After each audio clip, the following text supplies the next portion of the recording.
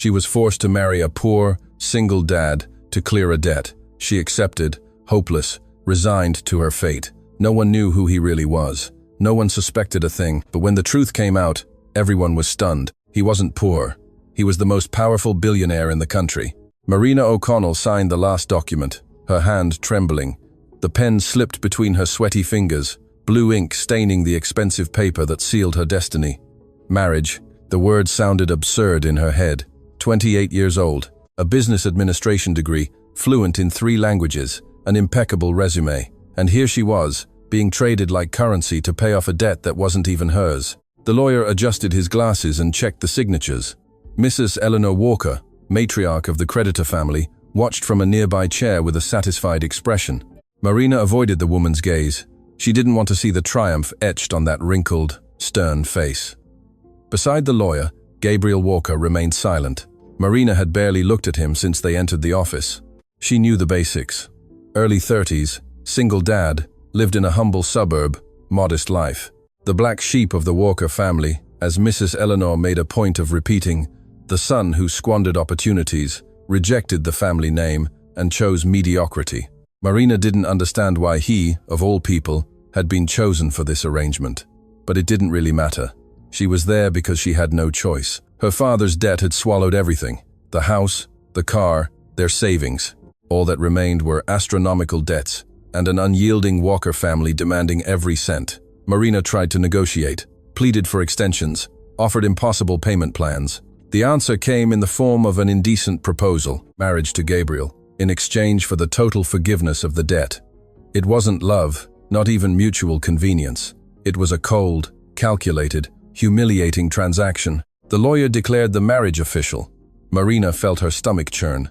Mrs. Eleanor stood up, smoothed her expensive skirt, and said goodbye with a victorious smile. She said something about family, about honoring commitments, about Marina now being part of the Walker clan.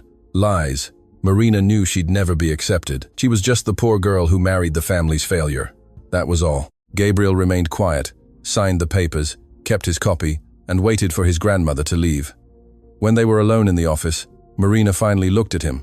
Tall, broad-shouldered, slightly disheveled brown hair, a hint of stubble, simple clothes, a grey t-shirt, faded jeans, worn sneakers. Nothing to indicate kinship with the Walker family of Italian suits and imported cars. Gabriel put the documents into his battered backpack and finally spoke. His voice was deep, calm, with no apparent emotion. "We need to pick up Alice from school." Marina blinked, confused. Alice, his daughter, 5 years old. Marina barely knew anything about the girl, only that she existed, lived with her father, and her mother had left years ago. Details had never mattered before. Now they did, because Marina had just married that child's father. She followed Gabriel to the car park. He stopped beside an old white Corolla with a ding in the back door. He unlocked it, opened the passenger door for Marina. She got in silently. The car smelled of stale coffee and peppermint lollies. In the back seat, a pink child seat adorned with unicorn stickers. Gabriel drove slowly, respecting every traffic light, every pedestrian crossing. Marina looked out the window. Sydney passed by in constant motion. Crowded buses, street vendors, old buildings mixed with modern constructions. So different from the life she had before the bankruptcy, before the debt, before this absurd marriage. Gabriel parked in front of a small local primary school, with colorful fences and children running in the playground. He got out, waved to one of the teachers. Marina stayed in the car, watching. A few minutes later, Gabriel returned with a little girl by the hand. Light brown hair in pigtails, school uniform, a backpack too big for her small body. Alice stopped when she saw Marina in the passenger seat, looking at her father confused. Gabriel knelt to her height. "Alice, this is Marina. She's going to live with us starting today." The girl continued to stare, processing, then asked with the brutal honesty only a child has, "Is she my new mum?" Gabriel hesitated. Marina felt her heart clench. "No, she's Marina. Just that." The girl seemed to accept the answer. She climbed into her car seat. Gabriel adjusted the belts. They drove on in silence. Alice began to chatter about her day at school, about art class, about a fight at recess. She spoke animatedly, without filter, jumping from topic to topic. Gabriel responded patiently, asked questions, laughed occasionally. Marina watched him in the rearview mirror. There was a tenderness in that quiet man, a genuine care. It wasn't what she expected. They arrived in a suburb, Marina didn't know well. Simple houses, narrow streets, uneven footpaths. Gabriel parked in front of a small, faded beige brick and tile home, a rusty iron gate, a tiny garden with overgrown grass. They went inside. The living room was small, with old furniture, but clean. A brown chenille sofa, a bookshelf with children's books, an old tube TV, a smell of freshly brewed coffee and laundry detergent. Alice dropped her backpack on the sofa and ran to the backyard. Gabriel hung his keys near the door, then turned to Marina. "I'll show you your room." Marina followed him upstairs. 2 bedrooms on the upper floor. One was clearly Alice's, with a small bed, stuffed animals, and drawings taped to the wall. The other, larger, had a double bed, a dark wooden wardrobe, and a window overlooking the backyard. Gabriel pointed to the wardrobe. "I've cleared half of it for you. There's space." Marina looked around. This was where she would sleep from now on. In this simple room, in this modest house, next to a man she barely knew. "Thanks," she said, her voice softer than she intended. Gabriel nodded and left, leaving her alone. Marina sat on the bed. The quilt was simple, blue and white check. She ran her hand over the fabric and felt the weight of everything crash down. She cried silently so no one would hear. She cried for the life she had lost, for her father who had died, leaving behind that mess, for her mother and siblings who depended on her. She cried for the humiliation of being there, married to a stranger, living in a house that wasn't hers, pretending a normality that didn't exist. She wiped her tears when she heard footsteps on the stairs. Gabriel appeared at the door. "I made coffee. Come down if you like." Marina nodded, followed him downstairs. The kitchen was small, with an old stove, a noisy fridge, and a formica table with 4 chairs. Alice was sitting, still in her pajamas, eating biscuits and drawing. Gabriel poured coffee into a mismatched mug. Marina accepted, drank in silence. The coffee was strong, bitter, hot. Alice looked at Marina with curiosity. "You're pretty." Marina blinked in surprise. "Thank you. You are too." The girl smiled. "My dad's pretty too, but he doesn't like it when I say that." Gabriel rolled his eyes, but a discreet smile played at the corner of his mouth. Marina realized he was, in fact, handsome, in a carefree, natural way. But good looks didn't pay bills, didn't build a future, didn't justify this marriage. Marina finished her coffee. Gabriel washed the mugs at the sink, an automatic, everyday motion. "Do you work, Marina?" he asked, breaking the silence. Gabriel continued washing. "I do." "Doing what?" "Business." The answer was vague, curt. Marina frowned. "What kind of business?" Gabriel turned off the tap, dried his hands. "Nothing very interesting." Marina realized he wasn't going to elaborate. She gave up. Alice asked her dad to help with her homework. They went to the living room. Marina stayed in the kitchen, looking out the window at the backyard. There was a clothesline with laundry drying, an old swing hanging from a tree, grass that needed mowing, a simple, humble life, exactly what Mrs. Eleanor had promised. Evening arrived slowly. Gabriel made dinner, rice, beans, fried egg, simple but well made. The 3 ate in silence. Alice chatted away, filling the empty spaces. Then after dinner, Gabriel bathed his daughter, put her in her pajamas, and read her a story. Marina watched from the bedroom doorway. There was something touching about that routine. A dedicated father, a beloved daughter. When Alice was asleep, Gabriel came downstairs. Marina was in the living room, sitting on the sofa, staring into space. He sat in the armchair opposite her. They sat in silence for a while. Then Gabriel spoke. "I know it wasn't your choice to be here." Marina looked at him. "It wasn't yours either." Gabriel shrugged. "True, but I accepted." "Why?" Marina asked. Gabriel was silent for a moment. "I had my reasons." Marina waited for him to elaborate. He didn't. She sighed. "This is going to be strange." Gabriel agreed. "It will, but we'll get used to it." Marina wasn't so sure. "How do you get used to a life you didn't choose? A house that wasn't yours? A man you didn't love?" "I'm going to bed," she said, standing up. Gabriel nodded. "Good night." Marina went upstairs, closed the bedroom door, changed, and lay down. The bed was comfortable, but everything felt wrong. She heard Gabriel come up minutes later, heard the bathroom door, the water running, then silence. He entered the room slowly, as if trying not to wake her. Marina pretended to be asleep. Gabriel lay down on the other side of the bed, a respectful distance between them.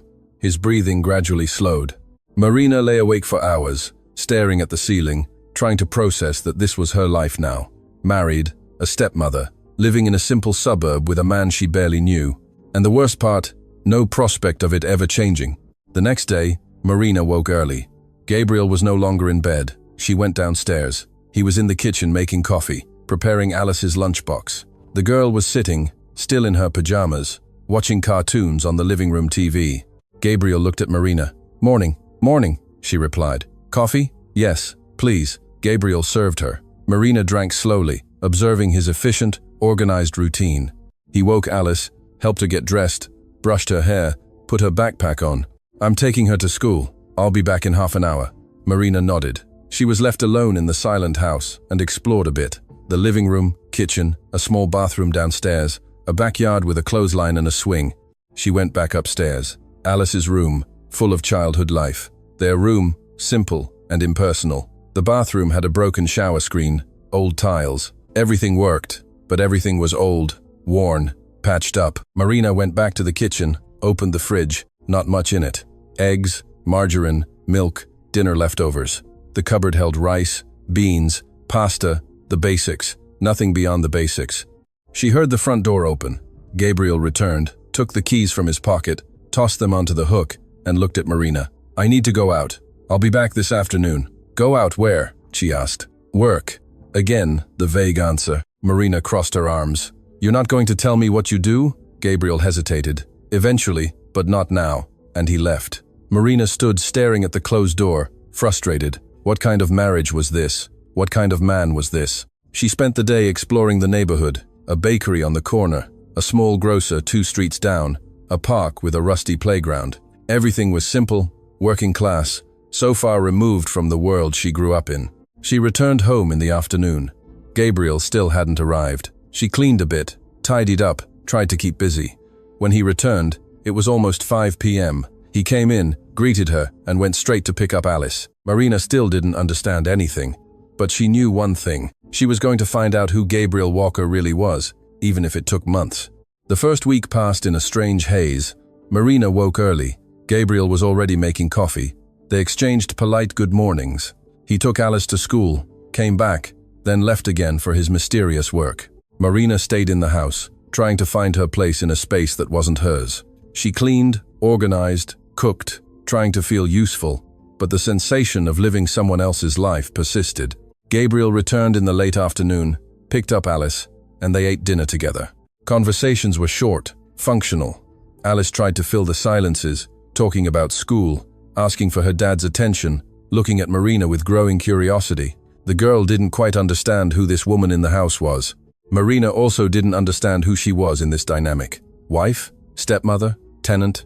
On Friday of that first week, Gabriel arrived home earlier than usual. Marina was in the kitchen preparing rice. He entered, dropped his keys, and went straight to wash his hands at the sink. "I need to talk to you." Marina turned off the stove and faced him. He was serious, but not hostile. "About what?" "About rules." Marina crossed her arms, waiting. Gabriel dried his hands.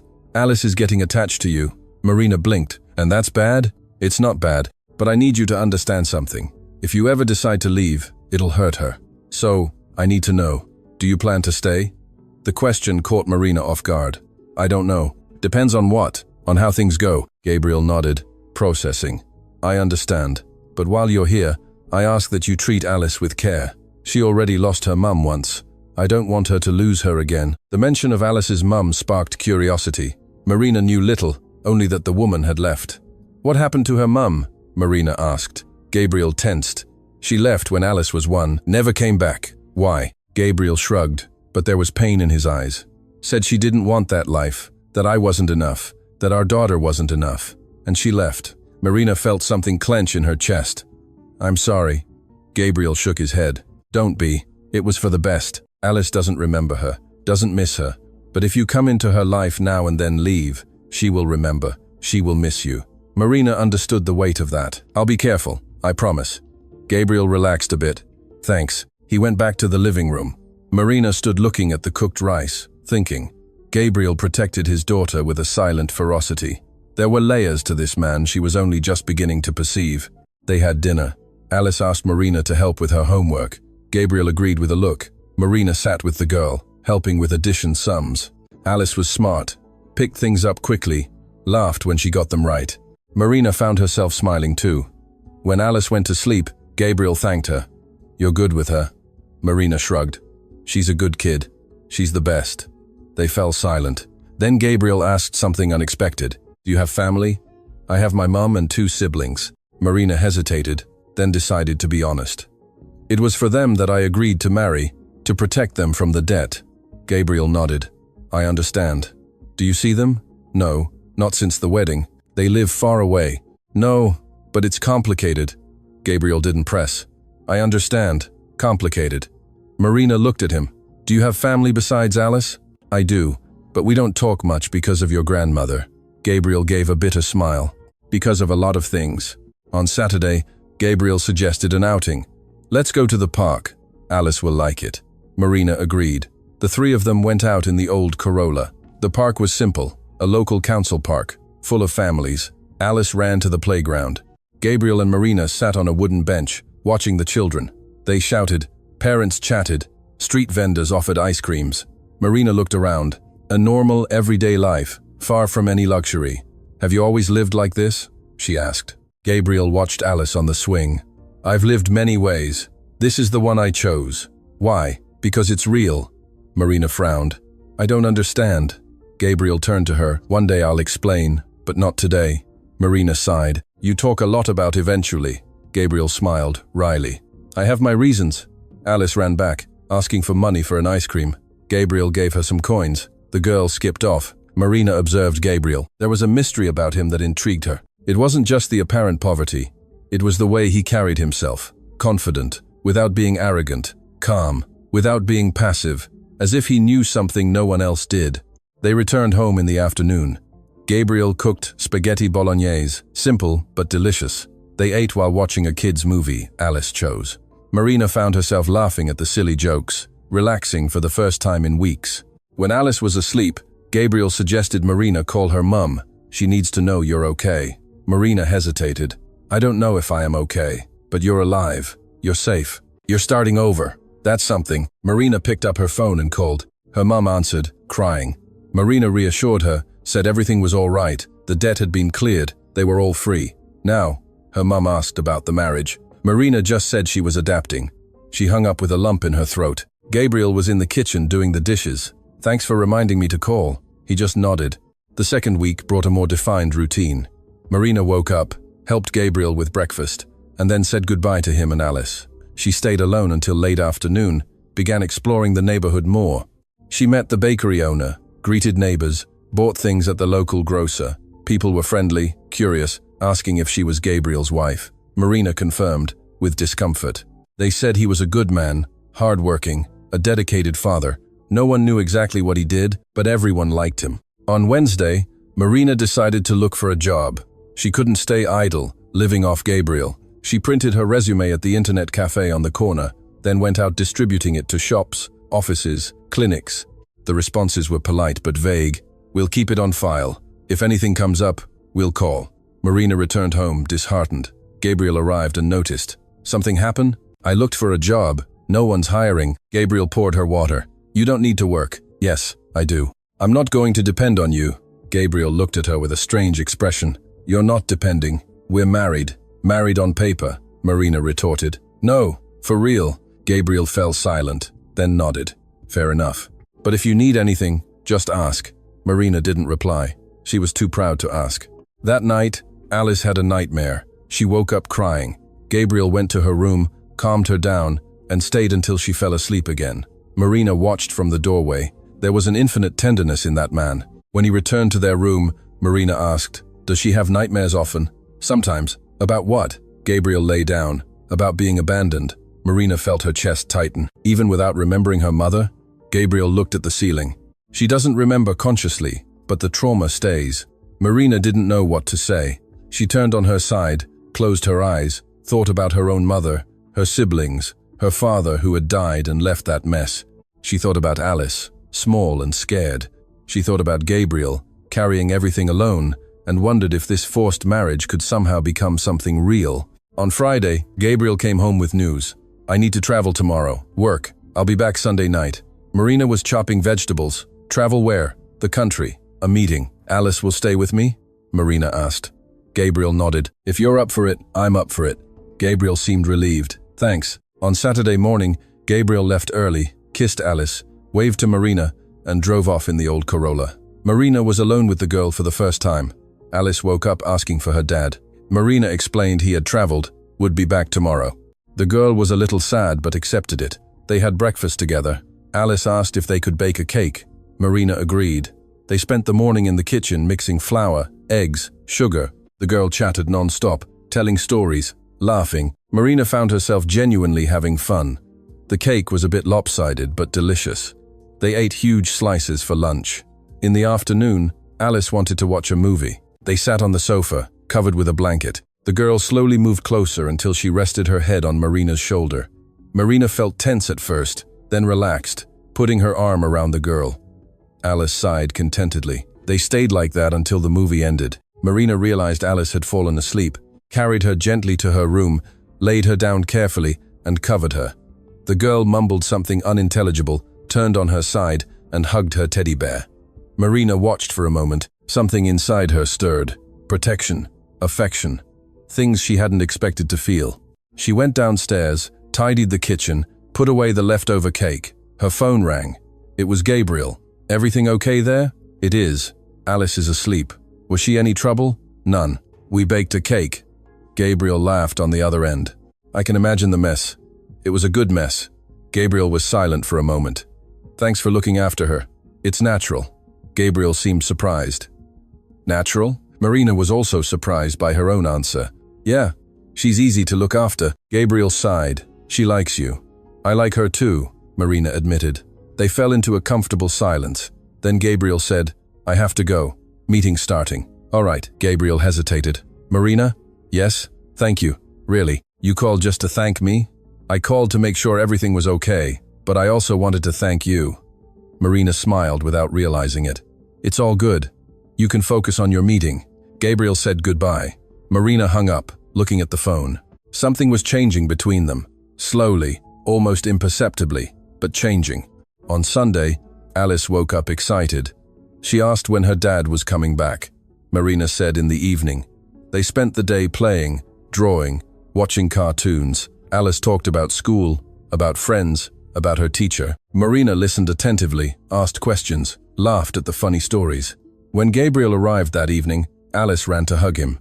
He picked her up, spun her around, and listened to everything she had to tell about the weekend. He looked at Marina over his daughter's head. Thank you, he mouthed silently. Marina nodded. No worries. After Alice was asleep, Gabriel sat with Marina in the living room. How was the trip? She asked. Productive. Got what I needed. Gabriel smiled wryly. I did. Marina waited for him to elaborate. He didn't. She rolled her eyes. One day you'll tell me what you really do. Gabriel looked at her. One day, I promise.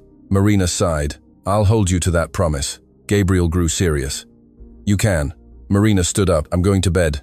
Gabriel nodded. Good night, Marina. She went upstairs, lay down. Gabriel came minutes later, lay down on the other side, respecting the distance. But this time the distance seemed smaller. Marina, he called in the dark. Yes? Thanks for looking after Alice. You already thanked me. I know, but I want you to know it means a lot to me and to her. Marina turned on her side, looking towards him in the darkness. She's special. She's the best thing that ever happened to me. Marina noticed the emotion in his voice. They fell silent. Then Gabriel asked, Are you regretting agreeing to this marriage? Marina thought. I don't know yet, but it's being different from what I imagined. Different? How? Less bad, Gabriel chuckled softly. What a generous compliment, Marina smiled. Eventually, I'll improve the compliments. Eventually, Gabriel repeated, ironically. Eventually, Marina confirmed, and for the first time since they had married, they fell asleep without tension in the air. Just two strangers beginning to know each other slowly, without pressure, without expectations, just living one day at a time. The third month of their marriage brought subtle changes. Marina had found a job at an accounting firm in Sydney's CBD. It wasn't what she'd studied, but it paid enough for her to feel independent. She woke early, had breakfast with Gabriel and Alice, and took 2 buses to work. She returned in the late afternoon, helped Alice with homework, prepared dinner, a simple routine, but it was hers. Gabriel never complained about money, never asked for contributions to expenses, but Marina insisted on contributing. She bought groceries, paid electricity bills, shared costs. Gabriel accepted without argument, realizing it was a matter of dignity for her. Alice was increasingly attached to Marina. She called her Auntie Marina, asked for cuddles, wanted her to braid her hair before school. Marina was surprised by how easily she connected with the girl. She never imagined she'd enjoy being a stepmother so much. The relationship with Gabriel also changed. They talked more. He told her about Alice as a baby, about the challenges of raising her alone, about his fears of failing as a father. Marina shared about her family, about the pressure of being the eldest child, about the burden of carrying responsibilities that weren't hers. It wasn't complete intimacy, but it was a real, true connection, and that scared Marina more than it should have. One Thursday, Gabriel came home looking different. A dark suit, impeccable, a silk tie, his hair neatly combed back, his beard shaved. Marina was in the kitchen and almost dropped the saucepan when she saw him. "You? Why are you like that?" Gabriel loosened his tie. "Important meeting. Needed to look presentable." Marina looked him up and down. He was unrecognizable. Elegant, imposing, nothing like the simple man in a t-shirt and jeans she knew. "What kind of meeting?" "Work." Again, the evasive answer. But this time Marina couldn't let it slide. "Gabriel, seriously? What do you do?" He hesitated, as if gauging how much he could say. "I manage investments." "Whose investments?" "Mine." "Other people's." "It's complicated." Marina crossed her arms. "You always say it's complicated." Gabriel sighed, took off his jacket, tossed it on the sofa. "It's because it really is, Marina. I promised I'd tell you everything one day, but not now. Not yet." "Why not?" Gabriel looked at her with intensity. "Because there are things you're not ready to know yet. About you or me. About me." Marina felt her frustration grow. "We've been married for 3 months. I live in your house, look after your daughter, and you still don't trust me. It's not a matter of trust, it's a matter of protection."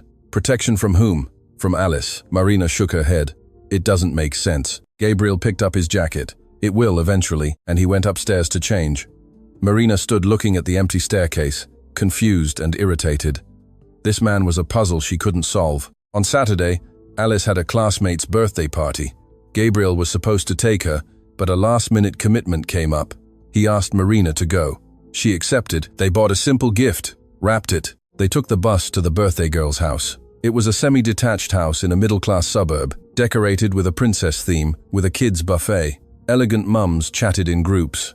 Children ran through the garden. Marina felt out of place in her simple clothes from a discount store, but Alice was radiant, running off to play with her friends. One of the mums approached Marina. "Which one's your child?" "Alice." "I'm her stepmom." The woman smiled. "Oh, you're Gabriel's wife." Marina nodded. The woman lowered her voice. "It's amazing how much he's changed since you arrived." Marina frowned. "Changed how?" The woman seemed surprised. "You don't know? He used to come pick up Alice all disheveled, grumpy. Now he's always lighter, more present. Must be your influence." Marina didn't know what to say. The woman continued. "And Alice is a different child too. Happier, more communicative. A complete family makes a difference, doesn't it?" Marina just smiled politely, but the words kept echoing. Complete family. Was that what they seemed to others? The party flew by. Alice had cake, played, got all messy. They took the bus home, the girl chattering, animated. Gabriel was home when they arrived. Alice ran to tell him everything. He listened attentively, asked questions, laughed, then looked at Marina. "Thanks for taking her." "It was good," Marina said, and it was true. That night, after Alice was asleep, Gabriel came down to the kitchen. Marina was making tea. He sat at the table. "Can I say something?" "Of course." Gabriel ran his hand through his hair. "I know I've been evasive about work, about my life, and I know it frustrates you." Marina served the tea. "It does." Gabriel accepted the mug.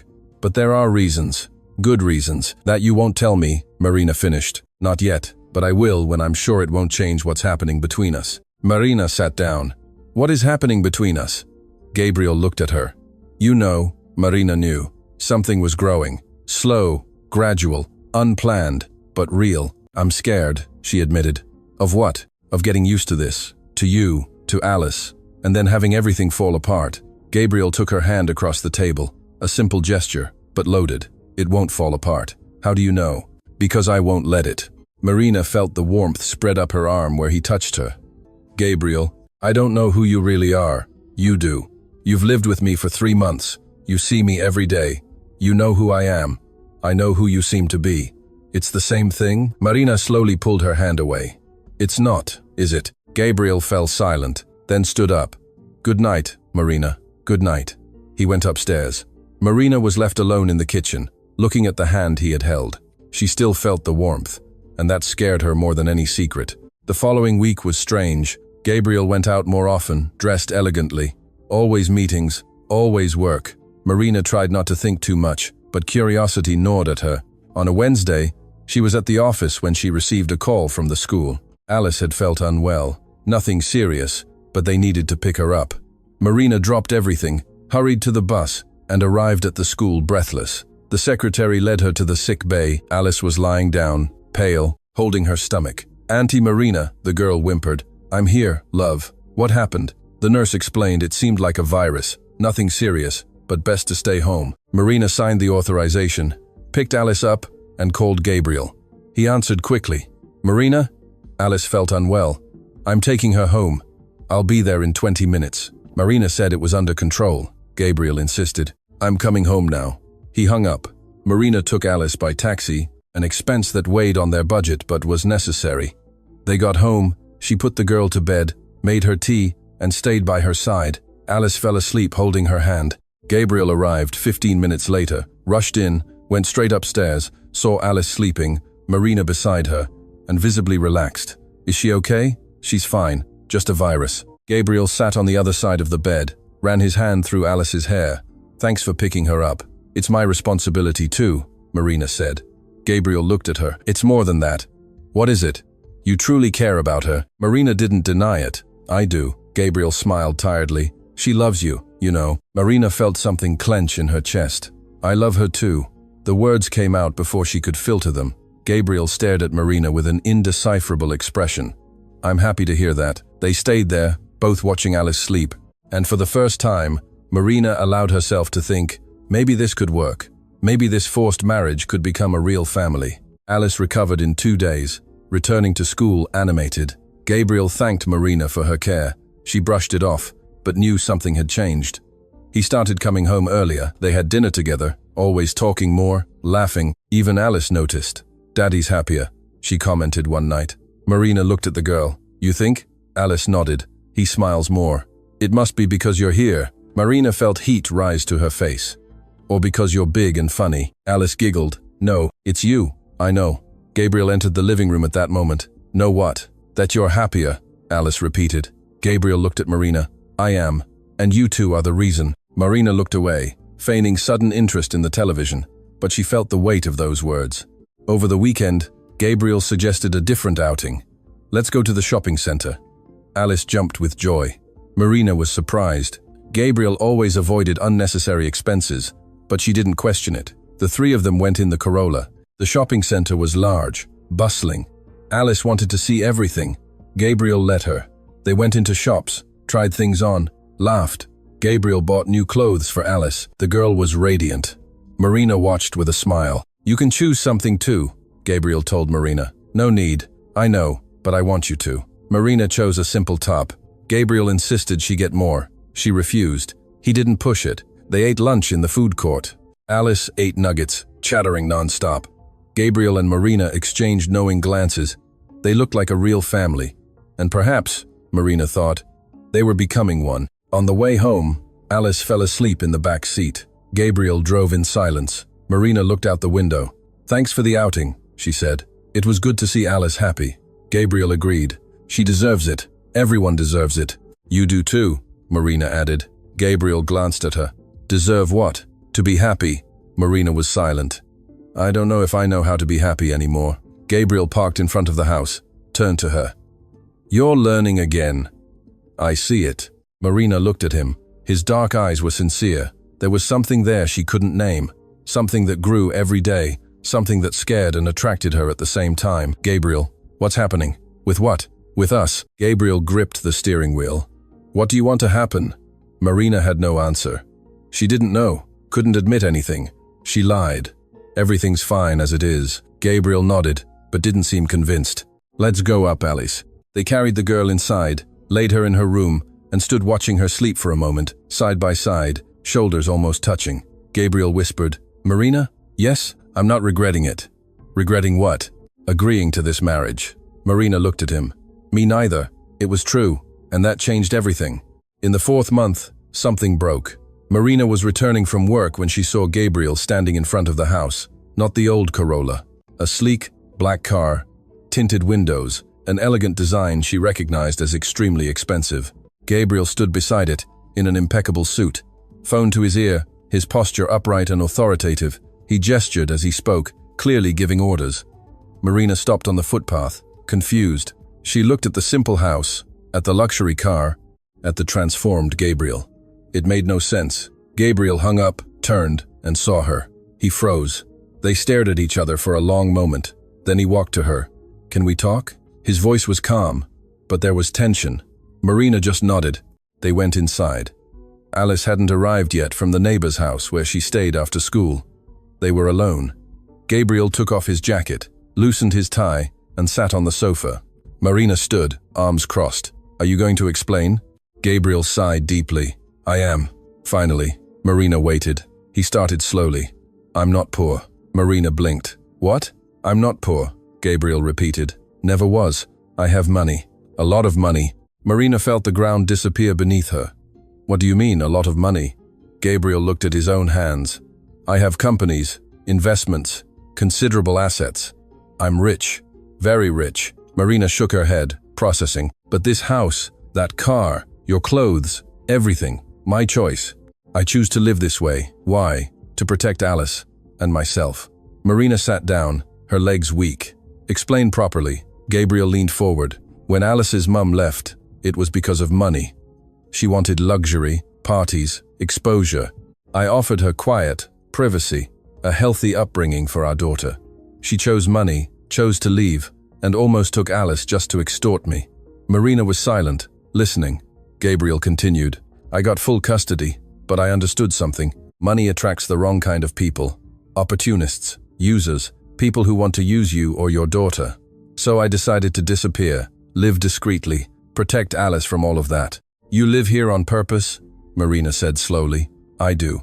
I drive the old Corolla on purpose. I wear simple clothes on purpose. I pretend to be the family's failure on purpose." Gabriel nodded at each sentence. "Exactly." Marina stood up, began pacing. "And me? Where do I fit into this?" Gabriel tensed. "Your father's debt was real. My grandmother really demanded payment, but the marriage was my idea." Marina stopped. "What?" "I suggested to my grandmother that she offer the marriage as settlement." "Why?" Gabriel stood up too. "Because I knew you." Marina frowned. "How?" "I saw you several times. You worked at the bank where my company has an account. I'd go there sometimes, discreetly. I saw you serving clients, saw how you were with people, patient, honest, kind. I saw you helping an elderly lady with a deposit, even when your shift was over. I saw you sharing your lunch with an intern who'd forgotten their wallet. I saw who you were." Marina felt the world spin. "You observed me? Not invasively, but yes, I noticed you. And when I learned about your father's debt, when my grandmother wanted to collect, I thought." Marina finished, her voice low. "You thought of using me?" "No," Gabriel said firmly. "I thought of offering you a way out, and at the same time, giving Alice what she needed. A real mother. Not someone interested in money, but someone who would care for her for who she is." Marina felt anger rise. "You manipulated everything." "I manipulated the circumstances," Gabriel admitted, "but I didn't manipulate you. I never lied about who I am with Alice. Never faked feelings. I only omitted part of the truth." "Part?" Marina laughed without humor. "You omitted that you're a millionaire." "A billionaire," Gabriel corrected calmly. Marina sat down again, hands on her head. "I don't believe it. I married you thinking I was sacrificing myself, thinking I was going down a level. And all this time, I was." "Exactly the opposite," Gabriel finished. Marina looked at him. "You're the real Walker family, then, not the black sheep. I'm the main shareholder, CEO of 3 companies, investor in 6 others. I have an apartment in Paddington, a property in the Hunter Valley, an imported car. Everything you saw today is my reality. But I choose not to live that way with Alice." Marina stood up again. "So when you go out all elegant, you're going to board meetings, negotiations, investor meetings," Gabriel confirmed. "And no one knows that the billionaire businessman lives in a simple suburb with a small daughter. No one connects the 2 lives." "Until now," Gabriel said, looking at her. "You know." Marina laughed hysterically. I know. Great. And what do I do with this? Gabriel took a step. You decide if you stay or if you go. Marina looked at him, incredulous. You think it's that simple? I think you have the right to choose with the complete truth, not with half information. Marina felt tears of rage. I built something here with you, with Alice, thinking it was real. It was real, Gabriel said, his voice steady. It still is. Nothing has changed. Everything has changed. You lied. I omitted, Gabriel corrected. Same thing. It's not. Lying is inventing. I just didn't tell you everything yet. Marina shook her head. I need to think. I need to leave. She walked out, slamming the door. She walked aimlessly through the neighborhood, tears streaming down her face, her mind in a whirl. Everything was a lie. No, it wasn't a lie. It was an omission, but omission was betrayal too.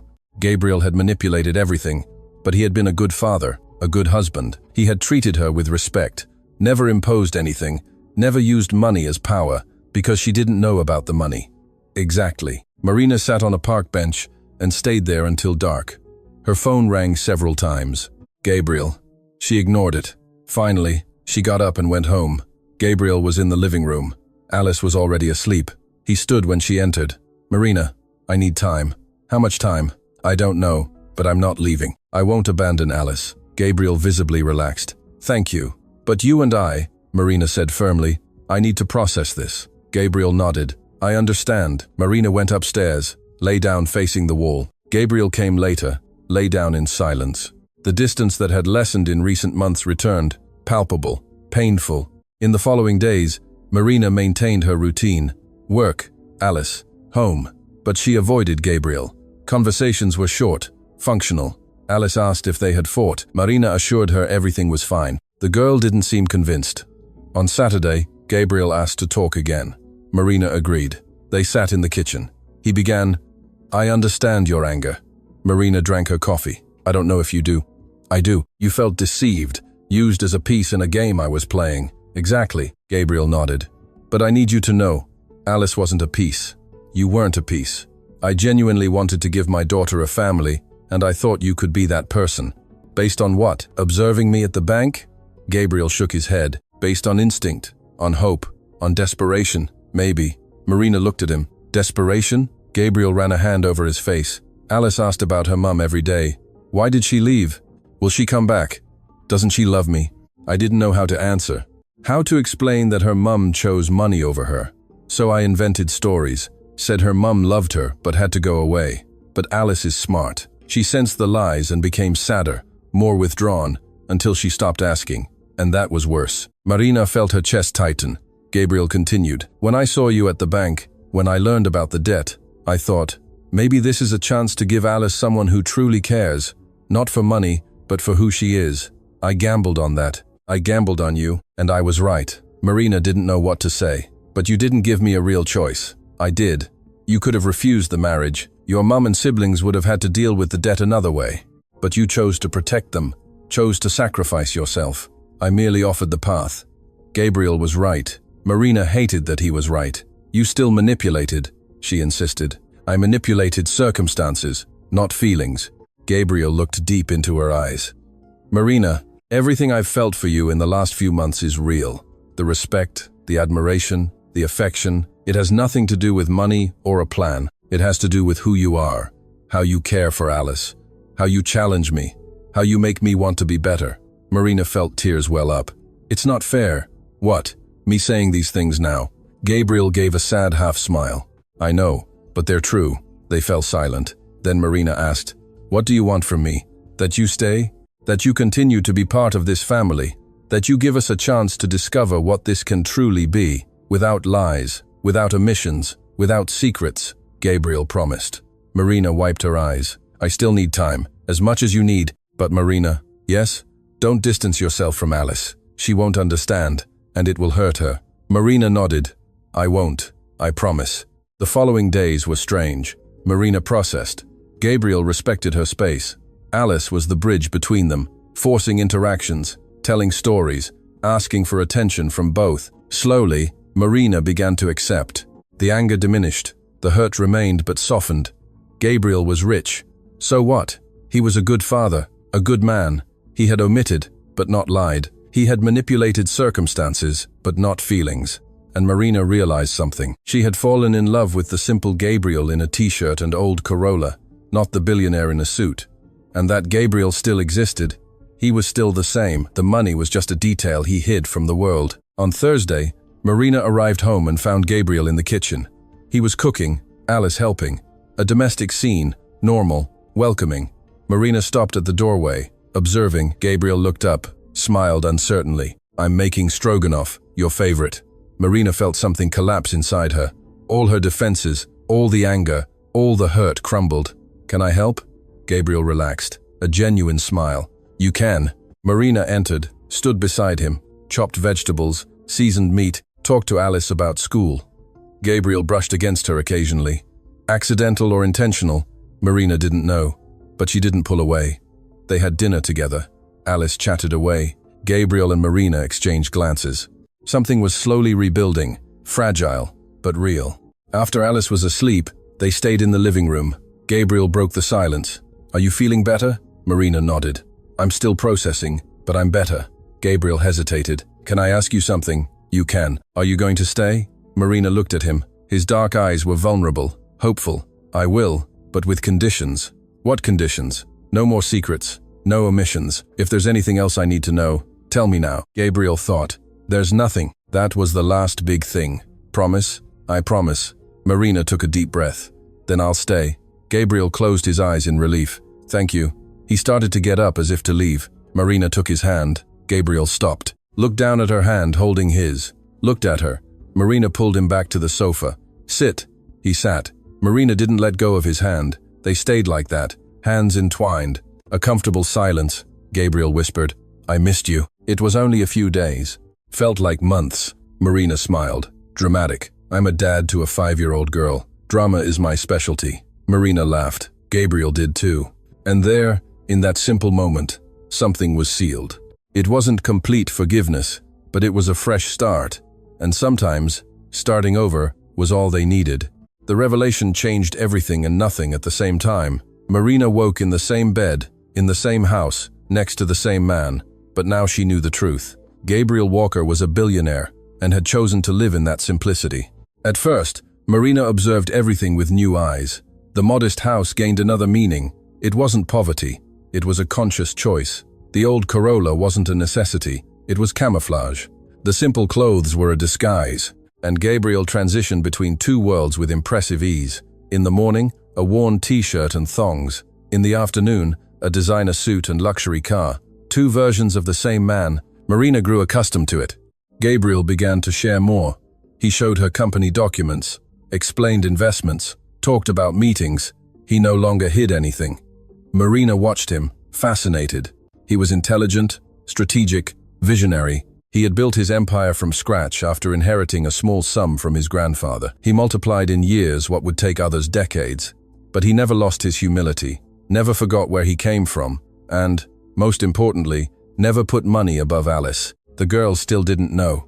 She lived happily in the bubble of simplicity her father had created, and Marina agreed to keep it that way. Alice didn't need to know yet. She just needed to be a child. In the 5th month of their marriage, Gabriel invited Marina to dinner. Not at home, out, just the two of them. Alice would stay with a trusted neighbor. Marina accepted, curious. Gabriel picked her up in his luxury car, drove her to an elegant restaurant in Paddington. Marina was nervous. They had never gone out like this, as a real couple. They sat at a reserved, secluded table. He ordered expensive wine. Gabriel ordered sophisticated dishes. Marina observed everything, still adjusting to that reality. "Do you come here often?" she asked. "Sometimes for business meetings." Marina sipped her wine. "It's strange to see you like this." "Like what?" "In this elegant setting, confident, in control." Gabriel smiled. "I'm always like this. It's just that at home with you and Alice, I can relax. Just be me, not the businessman, just Gabriel." Marina understood. "I like the Gabriel at home more." "Me too," he admitted. "But this Gabriel pays the bills." Marina laughed. "The house bills cost next to nothing," Gabriel agreed. "But the other bills do." Marina frowned. "What other bills?" Gabriel grew serious. "Your mum's house is already paid off. Your siblings' education is already covered, and there's a fund for them, should they need it." Marina dropped her fork. "What?" When I found out about your father's debt, I investigated everything, saw your family's situation. So I sorted it. I paid off the house, paid smaller debts, created a fund for your siblings to study. Marina felt tears well up. When? Before we got married. Why? Because you didn't deserve to carry that alone, and your family didn't deserve to pay for your father's mistakes. Marina wiped her eyes. My mum never told me. I asked her not to. I wanted it to be anonymous, but I'm telling you now. No secrets, remember? Marina took his hand across the table. Thank you, really. Gabriel squeezed back. You would have done the same for me. Marina knew she would. They had dinner, talking about everything. Gabriel told her about his childhood, about his absent father, about his mother who died young. He told her how his grandmother Eleanor was tough but fair, how she raised him with strict discipline. He told her about envious cousins, about opportunistic uncles, about how he learned early that money attracted falsehood. Marina shared about her father, who was a good man but terrible with money, about her mother who endured everything silently, about siblings she practically raised, about how she was always the responsible one, the one holding everything together. Gabriel understood. We're alike in that. We carry the world on our shoulders. Marina agreed. But now I can share some of the weight. Gabriel smiled. You can. Always. They returned home late. Alice was sleeping at the neighbor's house. They went to pick her up, thanked the neighbor, carried the girl gently to her bed. She mumbled something about a happy dream. Marina covered her, kissed her forehead. Gabriel did the same. They went downstairs together, stayed in the living room. Marina turned to Gabriel. Tonight was special. He moved closer. It was very special. Gabriel hesitated. Can I kiss you? Marina felt her heart race. You can. He leaned in slowly, giving her time to pull back. She didn't. Their lips met. Soft, careful, testing. Marina responded, deepening the kiss. Gabriel pulled her closer. The kiss gained intensity, months of accumulated tension exploding. When they separated, they were breathless. Gabriel rested his forehead against hers. I've waited so long for this. Me too, Marina admitted. They went upstairs together. For the first time, there was no distance in the bed. Marina lay nestled against him. Gabriel put his arm around her. They stayed like that until they fell asleep. And for the first time since they married, Marina felt truly married. The following days were different. Gabriel and Marina no longer hid their affection. They held hands, exchanged quick kisses, hugged. Alice noticed and was radiant. Are you two dating? She asked at breakfast. Gabriel looked at Marina. We are. Alice clapped her hands. Finally, now we're a real family. Marina felt warmth in her chest. We are, love. The girl jumped up, hugged them both. Gabriel laughed, picked her up, and spun her around. Alice shrieked with joy. Marina watched with a silly smile. This was real, tangible happiness, hers. At work, Marina was less productive. She thought about Gabriel the night before, about their plans for the weekend. Colleagues noticed.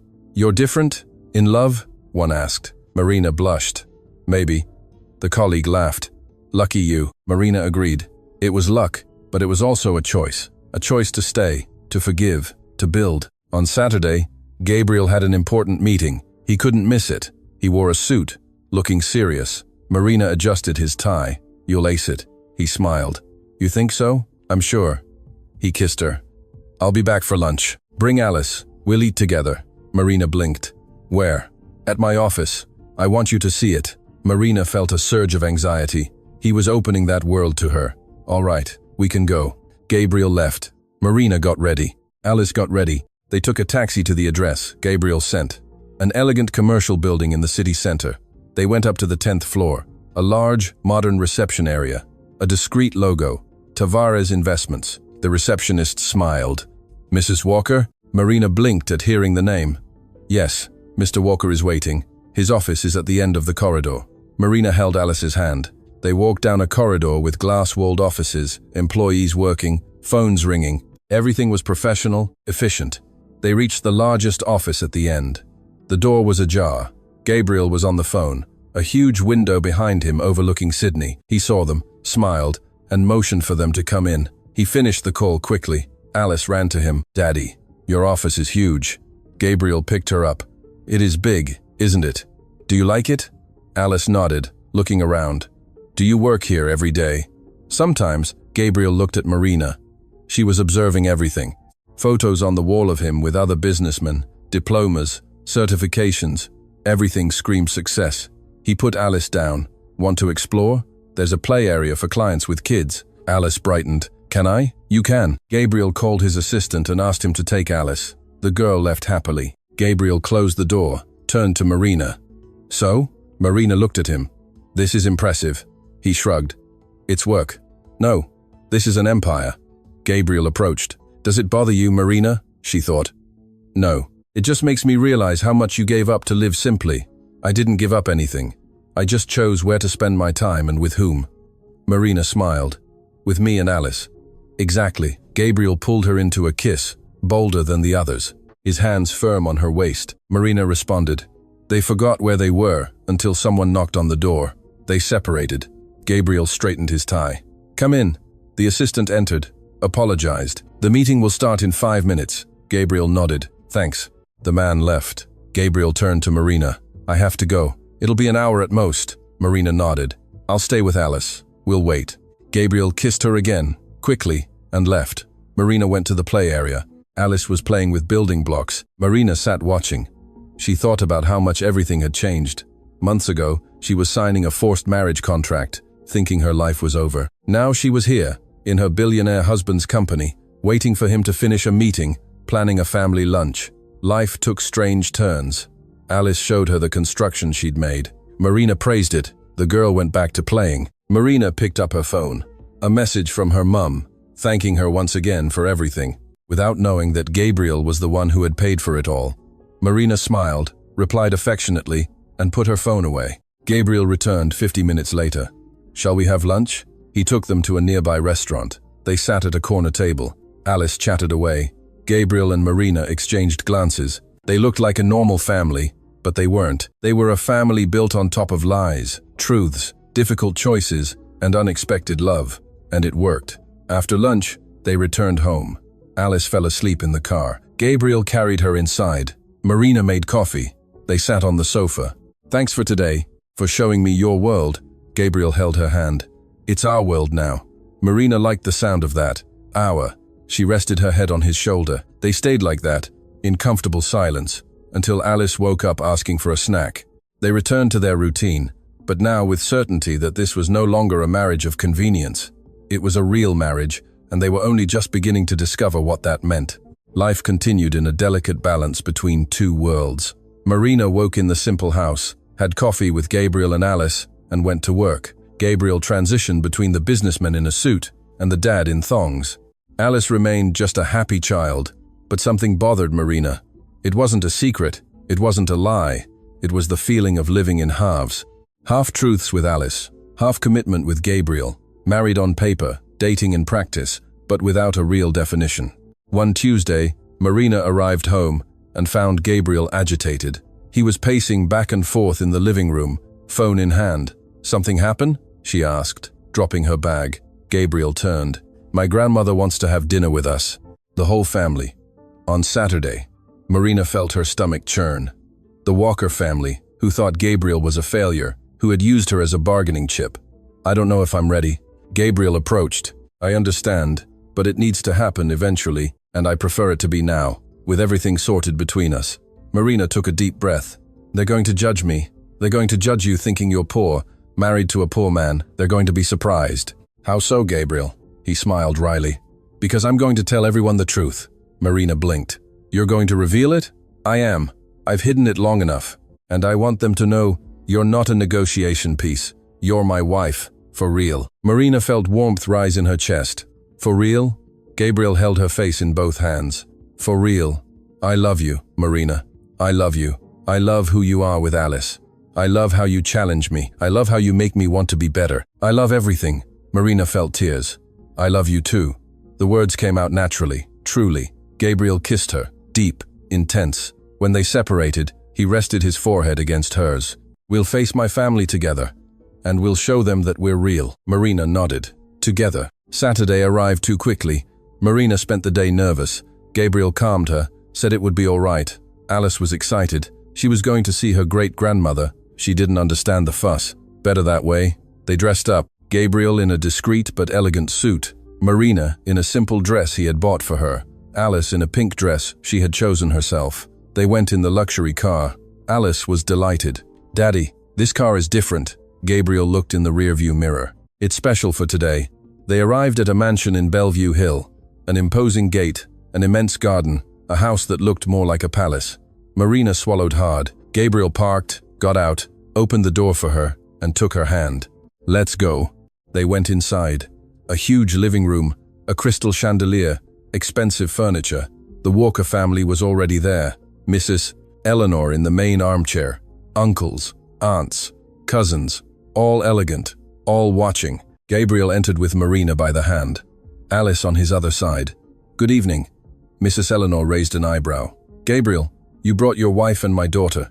Gabriel completed firmly. Everyone greeted them formally, cold, judgmental. They sat down for dinner.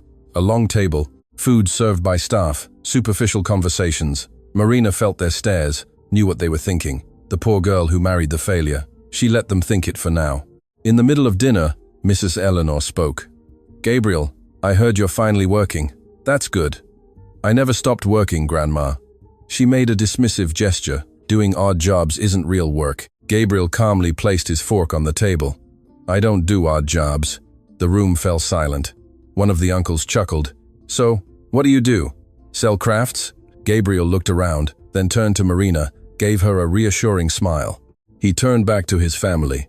I manage companies. 3, to be exact. I'm CEO, principal shareholder. I have investments in 6 others. My net worth is in the billions. Absolute silence. Then, laughter. Uncles, aunts, cousins, thinking it was a joke. Mrs. Eleanor frowned. Gabriel, this isn't funny. It's not a joke, Gabriel said seriously. It's true. He pulled out his phone, opened an app, and passed it to the nearest uncle. Look, the man looked. The color drained from his face. He passed it to another. Another. It went around. Expressions changing. Shock, disbelief. Mrs. Eleanor took it last, looked, and went pale. This is, Gabriel completed, real. It always has been. I was never a failure, never squandered anything. I built an empire alone and chose to live discreetly to protect my daughter from people who only care about money. The room erupted. Questions, accusations, confusion. How did you hide it? Why did you lie? Why did you let everyone think that? Gabriel raised his hand. Silence gradually fell. I didn't lie. I simply didn't correct assumptions. You all assumed I was a failure because I don't flaunt wealth, because I don't live in a mansion, because I don't drive an imported car every day. But that was a choice, not a necessity. Mrs. Eleanor recomposed herself. And her? She pointed at Marina. Is she also secretly rich? Gabriel grew serious. She is my wife, the woman I love, the mother Alice never had, and she deserves respect. It doesn't matter how much money she has. Marina felt tears well up. Gabriel continued. You used her father's debt to push this marriage on me, thinking you were punishing me, forcing me to carry a burden. But you did the opposite. You gave me a gift. You gave me Marina.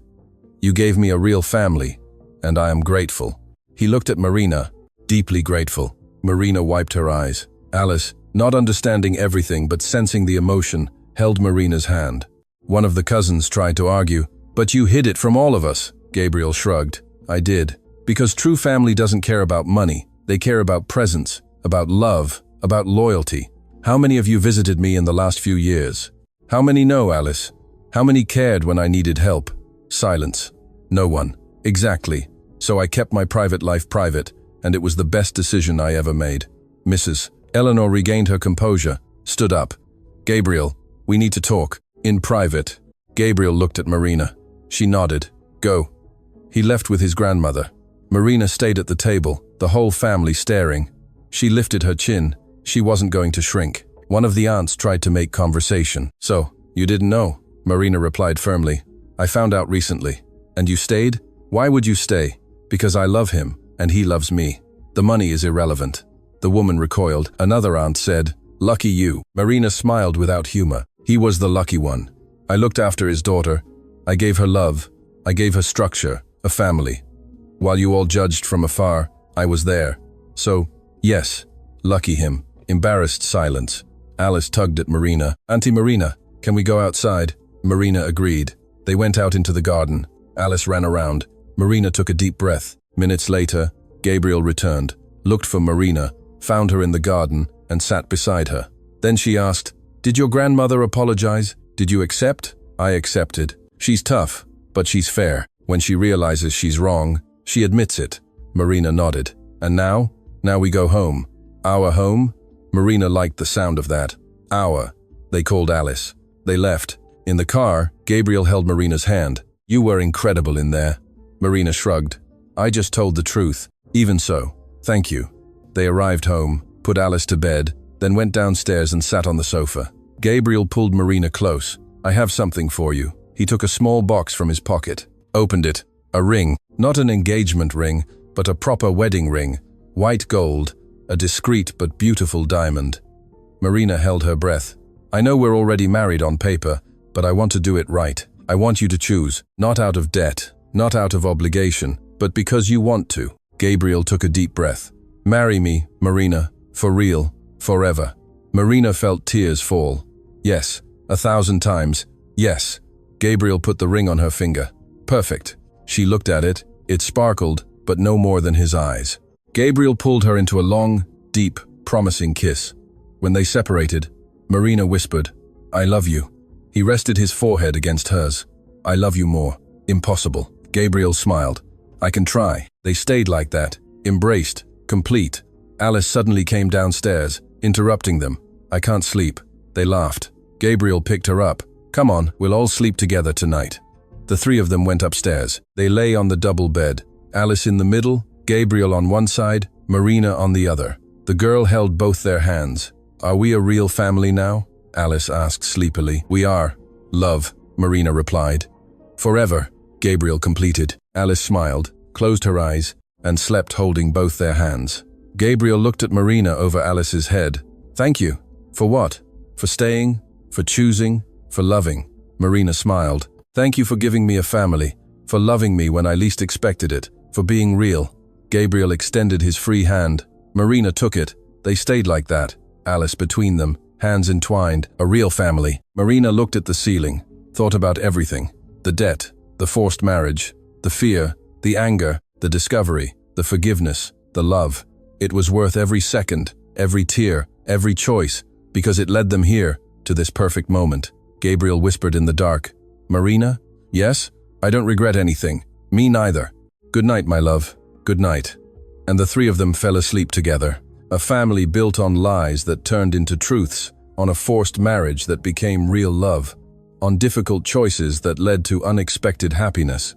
And for the first time in a long time, Marina slept without fear of tomorrow, because she knew, no matter what came, they would face it together. Gabriel, Marina, and Alice, a real family, forever.